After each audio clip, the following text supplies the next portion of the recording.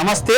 వేములవాడ దక్షిణ కాశీ వేములవాడ పుణ్యక్షేత్రంలో ఆలయ పునర్నిర్మాణం జరుగుతున్న సమయంలో ప్రధానంగా ప్రజల నుండి, పార్టీల నుండి, అన్ని రాజకీయ పార్టీల నుండి ప్రధానంగా వచ్చిన డిమాండ్ ఏంటంటే అన్యమత కట్టడం ఏదైతే ఉందో దాని తొలగింపు విషయంలో భారతీయ జనతా పార్టీ ఏ రకంగా ముందుండి ఫైట్ చేసిందో మనందరికీ తెలిసిన విషయమే.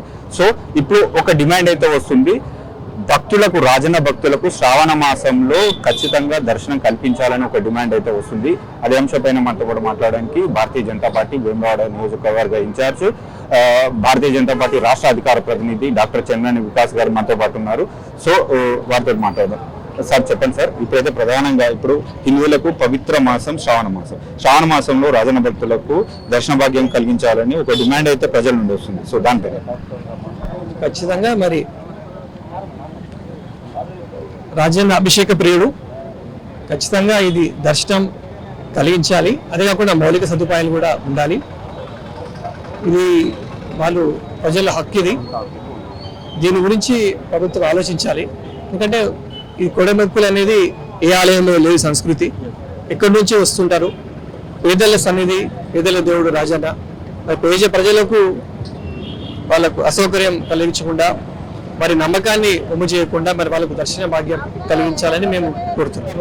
దర్శన భాగ్యం అక్కడ తాత్కాలిక ఏర్పాట్లు చేయాలని, రాజన్న దర్శన భాగ్యం కలిగించాలంటారు. ప్రజలు ముఖ్యంగా ఊరుకుంటారు. నేను తిరుగుతున్నా కాబట్టి చెప్తున్నాను. ఖచ్చితంగా వాళ్ళు ప్రభుత్వం ఆలోచన చేయాలి.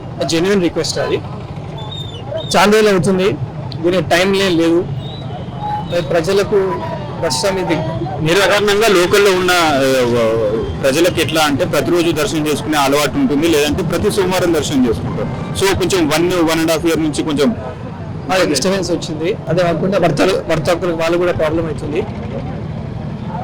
అందుకనే ఖచ్చితంగా మరి ఆలోచించాలి ప్రభుత్వం. నేరుగా దర్శనం చేసుకుంటేనే చాలా మంది సాటిస్ఫాక్షన్ ఉంటుంది, నమ్మకంతో మొక్కులు ఉంటాయి.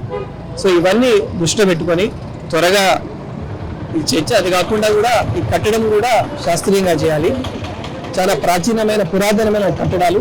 ఇప్పుడు యాదగిరిగుట్టలో అక్కడ కృష్ణశిలతో వాళ్ళు నిర్మాణం చేసిండ్రు.